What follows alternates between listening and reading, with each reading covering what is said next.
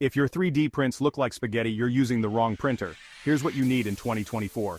First up, the Prusa MK4. It's user-friendly, reliable, and gives you pro-quality prints without breaking the bank. Perfect for beginners and pros alike. Next, the Creality Ender 5S1. This one's all about precision and speed. It's got a large build volume and auto bed leveling. No more failed prints.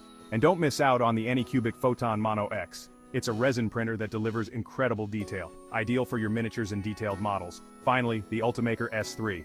This beast is for serious hobbyists. Dual extrusion, wide material compatibility, and top-notch print quality. So there you have it, the best 3D printers of 2024. Which one are you getting? Drop a comment below. And don't forget to like and subscribe for more awesome 3D printing tips. This is the Lean Collaborative signing off.